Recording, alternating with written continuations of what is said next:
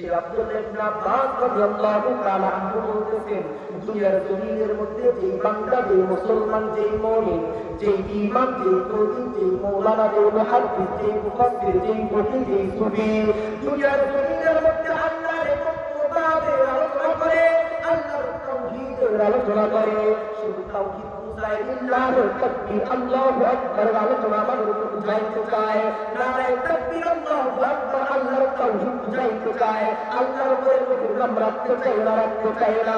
আব্দুল্লাহ ইবনে আব্বাস রাদিয়াল্লাহু তাআলা আনহু সূরা আল-নাসর 4 নম্বর আয়াতের তাফসীরের মধ্যে বলেন, লা ইউকবালু আমালু ওই ব্যক্তির আমল গ্রহণযোগ্য হবে না। আজকে যারা দুনিয়ার জমিনের মধ্যে লিল্লাহি তাকবীর আল্লাহু আকবার আমাদেরকে শিক্ষা দেওয়া হয়, আজকে যারা দুনিয়ার জমিনের মধ্যে নারায়ে তাকবীর আল্লাহু আকবার শিক্ষা দেয়, কিন্তু নারায়ে রিসালাত তাদের জবান দিয়ে বের হয় না।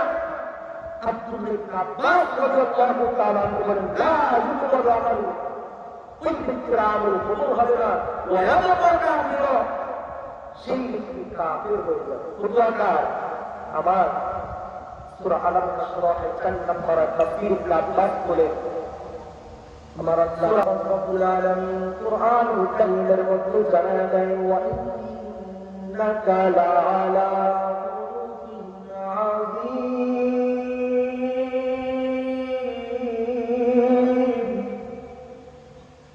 আমার আল্লাহ তাআলা রাব্বুল আলামিন বলেন, দুনিয়ার জমিনের মধ্যে মুসলমান ওই রাসূলের চরিত্রে নিজেদেরকে চরিত্রবান বানাইতে চায়। কথা বলেন ঠিক কিনা? প্রত্যেকটা মুসলমান রাসূলের চরিত্রে নিজেদেরকে চরিত্রবান বানাইতে চায়, কিন্তু কোনদিন মুসলমান জানতে চায় না ওই রাসূলের চরিত্র সম্পর্কে। আমার আল্লাহ কুরআনুল কারীমের মধ্যে সরাসরি ঘোষণা করে দেয়, আমার আল্লাহ সূরা কলমের 4 নম্বর আয়াতে জানায় দেয়, ওয়া ইন্নাকা লাআলা খুলুকিন আযীম। যেই রাসূলকে আমি আল্লাহ দুনিয়ার মধ্যে পাঠিয়েছি, সেই রাসূলের চরিত্র হলো মহা চরিত্র। প্রত্যেকের জবান খুলে বলুন আল্লাহু আকবার। যেই রাসূলের শান, চরিত্র সম্পর্কে আমার আল্লাহ সাক্ষ্য দেন, সেই রাসূল দামি না দামি। আমার আল্লাহ পাক বলেন, ওয়া ইন্নাকা লাআলা খুলুকিন আযীম। এই আয়াতে কারিমার তাফসীর ইবনে কাসীর জালালাইনের মধ্যে ইমাম জালালউদ্দিন আব্দুর রহমান আসসুয়ুতী রাহমাতুল্লাহি আলাইহি লিখেছেন, এই খুলুকিন আযীমের অর্থ হলো কুরআন। খুলুকিন আযীমের অর্থ হলো কুরআন। নবীর চরিত্রকে আমার আল্লাহ বললেন মহান চরিত্র। ইমাম জালালউদ্দিন আব্দুর রহমান আসসুয়ুতী রাহমাতুল্লাহি আলাইহি এই খুলুকিন আযীমের অর্থ তার তাফসীরে জালালাইনের মধ্যে লিখলেন, নবীর চরিত্র হলো কুরআন। আমি বুঝতে লাগলাম কেন ইমাম জালালউদ্দিন আব্দুর রহমান আসসুয়ুতী রাহমাতুল্লাহি আলাইহি নবীর চরিত্রকে কুরআনের সাথে মিলিয়ে দিলেন। তখন আমি সুনানে আবু দাউদ শরীফের মধ্যে হাদিস পেয়ে গেলাম, হযরত আয়েশা সিদ্দিকা রাদিয়াল্লাহু তাআলা আনহাকে জিজ্ঞাসা করা হলো, ইয়া উম্মাহাতুল মুমিনিন, ও মুমিনদের মা, আপনি আমাদেরকে বলেন না রাসূলের চরিত্র কেমন ছিল? আয়েশা সিদ্দিকা দুনিয়ার মুসলমান শোনো, আমি বলে দিলাম রাসূলের চরিত্র হলো কানা খুলুকুল কুরআন। আয়েশা সিদ্দিকা বলেছে রাসূলের চরিত্র কুরআন। তখন থেকে আমি বুঝে গেলাম রাসূলের চরিত্র কুরআন। এই কুরআনকে আমার আল্লাহ পাক কি বলেন? সূরা বাকারা 2 নম্বর আয়াতে, যালিকাল কিতাবু লা রাইবা ফীহি, এই কুরআন যে কিতাব আমি আল্লাহ নাযিল করেছি, এই কিতাবের মধ্যে কোনো ভুল নাই, ঠিক না? এই কিতাবের মধ্যে কোনো সন্দেহ নাই। আমি দেখতে লাগলাম আমার আল্লাহ কুরআনুল কারীমের মধ্যে কোনো ভুল নাই, কোনো ত্রুটি নাই, কোনো বিদ্বেষ, কোনো মারামারি নাই।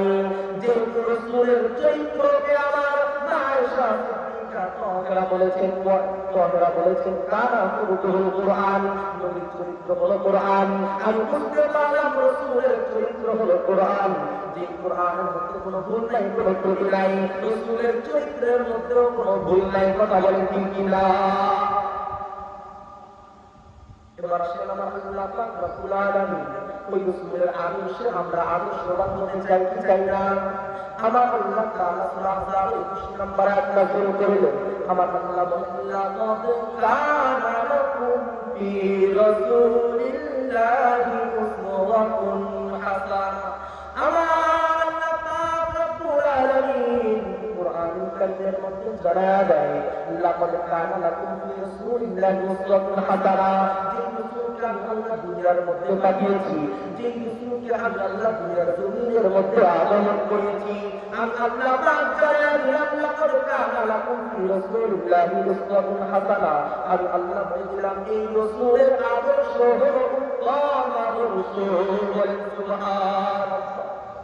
যে রাসূলের উত্তম আদর্শ, সেই আদর্শ আমরা আদর্শবান নিজেদেরকে বানাইতে চাই কি চাই না? আমার আল্লাহ পাক রব্বুল আলামিন আসমানি কিতাব নাযিল করলেন চারখানা, ঠিক কিনা? আসমানি বড় কিতাব তাওরাত, জবুর, ইনজিল, কোরআন।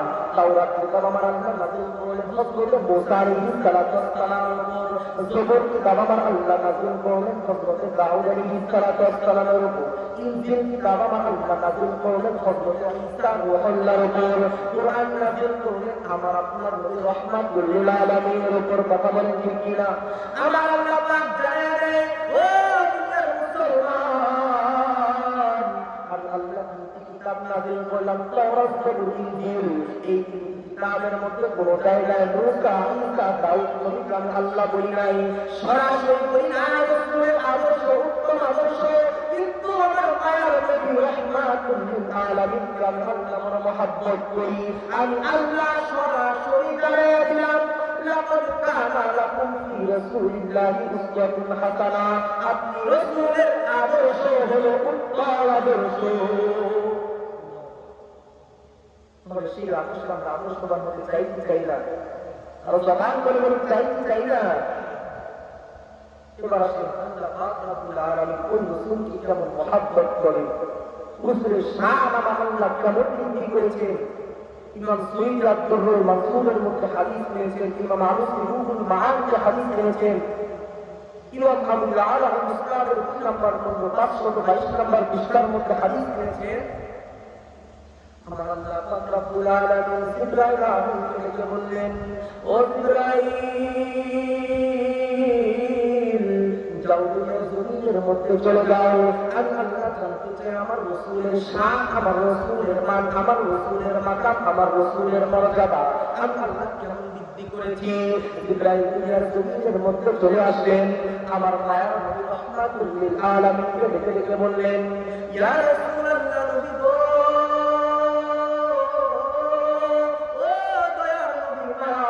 রাহমাতুল লিল আলামিন, আমার আল্লাহ জানতে চেয়েছেন আপনি রাসূলের শান, আপনি রাসূলের মাকাম, আপনি রাসূলের মর্যাদা আমার আল্লাহ কতটুকু বুলন্দ করেছেন, কতটুকু তাযীম করেছেন, উপরে উঠিয়েছেন। যখন এই কথা বললেন আমার মায়ার নবী উত্তর দেন, আল্লাহু আ'লামু, এই বিষয়ে আমার আল্লাহ বড় ভালো জানে। ঠিক কি না? আচ্ছা, আল্লাহ পাক রব্বুল আলামিন রাসূলের শান কতটুকু উপরে উঠিয়েছেন এটা জানে কি জানে না? তবুও কেন জিবরাইল আমিনকে দিয়ে পাঠিয়ে রাসূলকে প্রশ্ন করলেন? এতে বোঝা যায় বন্ধু বন্ধুর ভালোবাসার প্রকাশ করেছে। ঠিক না? আমার মায়ের নবী রাহমাতুল লিল আলামিন যখন বলে দিলেন আল্লাহু আ'লামু, এই বিষয়ে আমার আল্লাহ বড় ভালো জানেন। যখন এই কথা বললেন জিবরাইল আমিন গিয়ে বলেন, ও আমার আল্লাহ, তোমার বন্ধু বলেছে আপনি আল্লাহ বড় ভালো জানেন। আমার আল্লাহ তখন বলে দিলেন, আমার বন্ধুকে বলে দাও দুনিয়ার মধ্যে যত জায়গায় আমি আল্লাহর নাম থাকবে, দুনিয়ার মধ্যে যত জায়গায় আমি আল্লাহর নাম লিপিবদ্ধ থাকবে, সেই জায়গায় আমি আল্লাহর পাশে আমার বন্ধুর নাম লিপিবদ্ধ থাকবে। তাহলে কালিমার মধ্যে আল্লাহর পরে নবীর নাম আছে না নাই? আযানের মধ্যে আল্লাহর পরে নবীর নাম আছে না নাই? কথা বলতে হবে, যদি কথা না বলেন তাহলে ওয়াজ করে মজা পাওয়া যায়? ইকামতের মধ্যে আল্লাহর পরে নবীর নাম আছে না নাই? যেই নামাজ আমরা পড়ি সেই নামাজের মধ্যে নবীর সালাত আছে না নাই? আমার মায়ের মনে রাহমাতুল লিল আলামিন, আমার আল্লাহ ভালোবাসা যখন আয়াতে কারিমা নাযিল হলো সূরা আলাম নাশরাহের 4 নম্বর আয়াত, আমার আল্লাহ নাম জানিয়ে দিলেন ওয়া রাফা'না লাকা যিকরাক, আমি আল্লাহ পাক রব্বুল আলামিন আমার বন্ধুর শানকে এতটুকু বুলন্দ করেছি, এতটুকু উপরে উঠিয়েছি, আমি আল্লাহ পাক রব্বুল আলামিন সর্বোচ্চ মাকামে নিয়ে গিয়েছি। আল্লাহু আয়াতুল কারিমার তাফসীর কামজুল ঈমানের মধ্যে ইমাম আহমদ রেজা খান ফাযিল রাহমাতুল্লাহি আলাইহি তিনি তাফসীর করেছেন হযরত আব্দুল্লাহ ইবনে আব্বাস রাদিয়াল্লাহু তাআলা আনহুর তাফসীর, তিনি হযরত আব্দুল্লাহ ইবনে আব্বাস রাদিয়াল্লাহু তাআলা আনহুর তাফসীর করেছেন। এই আব্দুল্লাহ ইবনে আব্বাস কেমন সাহাবী, আল্লাহর হাবিবের আপন চাচা ভাই, কথা বলেন ঠিক কি না? যার জন্য আমার আল্লাহ পাক রব্বুল আলামিনের কাছে দয়ার নবী মায়া নবী রাহমাতুল লিল আলামিন দোয়া করে, বুকের সাথে বুক রেখে ডাকে আল্লাহুম্মা ফাক্কিহু ফিদ্দীন। ও আল্লাহ, আমার চাচা ভাইকে দ্বীনের গভীর ইলম দান করো, শুধু তাই নয় কোরআনের মুফাসসির বানিয়ে দাও। সেই থেকে হযরত আব্দুল্লাহ ইবনে আব্বাস রাদিয়াল্লাহু তাআলা আনহু লকব হয়ে গেল রাইসুল মুফাসসির আব্দুল্লাহ ইবনে আব্বাস, যাকে বলা হয় তুরজমান কুরআন, কুরআনের ব্যাখ্যা করছে সেই আব্দুল্লাহ ইবনে আব্বাস রাদিয়াল্লাহু তাআলা আনহু বলতেছেন, দুনিয়ার জমিনের মধ্যে যেই বান্দা, যেই মুসলমান, যেই মুমিন, যেই ইমাম, যেই কবি, যেই মাওলানা, যেই মুহাদ্দিস, যেই মুফাসসির, যেই মুফতি, যেই সুফি দুনিয়ার জমিনের মধ্যে আল্লাহর ইবাদতের আলোচনা করে, আল্লাহর তাওহীদের আলোচনা করে, শুধু তাওহীদ বুঝায়, ইল্লাহর তাকবীর আল্লাহু আকবার আলোচনা আমাদের উপর বুঝাইতে চায়, নারায়ে তাকবীর আল্লাহু আকবার আল্লাহর তাওহীদ বুঝাইতে চায়, আল্লাহর উপরে নবীর নাম রাখতে চায় না, রাখতে চায় না। আব্দুল্লাহ ইবনে আব্বাস রাদিয়াল্লাহু তাআলা আনহু সূরা আলাম নাশরাহের 4 নম্বর আয়াতের তাফসীরের মধ্যে বলেন, লা ইউকবালু আমালু ওই ব্যক্তির আমল গ্রহণযোগ্য হবে না। আজকে যারা দুনিয়ার জমিনের মধ্যে বিল্লাহি তাকবীর আল্লাহু আকবার আমাদেরকে শিক্ষা দেওয়া হয়, আজকে যারা দুনিয়ার জমিনের মধ্যে নারায়ে তাকবীর আল্লাহু আকবার শিক্ষা দেয়, কিন্তু নারায়ে রিসালাত তাদের জবান দিয়ে বের হয় না। আব্দুল্লাহ ইবনে আব্বাস রাদিয়াল্লাহু তাআলা আনহু বলেন, লা ইউকবালু আমালু ওই ব্যক্তির আমল কবুল হবে না, ওয়া ইয়াবকা কাফিরা, সেই ব্যক্তি কাফির হয়ে যাবে। বুঝাকার আমার সূরা আলাম নাশরাহের 4 নম্বর তাফসীর ইবনে আব্বাস বলে, সূরা আলাম নাশরাহের 4 নম্বর আয়াত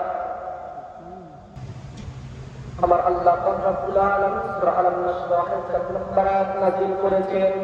এই সূরা আলাম নাশরাহের 4 নম্বর আয়াতের তাফসীর শুনিয়ে দিলাম, যে দুনিয়ার জমিনের মধ্যে লিল্লাহি তাকবীর আল্লাহু আকবার শিক্ষা দেয়, নারায়ে তাকবীর আল্লাহু আকবার শিক্ষা দেয়, যদি সেইখানে রাসূলের নাম না থাকে, আব্দুল্লাহ ইবনে আব্বাস বলে, লা ইউকবালু আমালু ওই ব্যক্তির আমল গ্রহণযোগ্য হবে না, ওয়া ইয়াবকা কাফির, সেই ব্যক্তি কাফির থেকে যায়।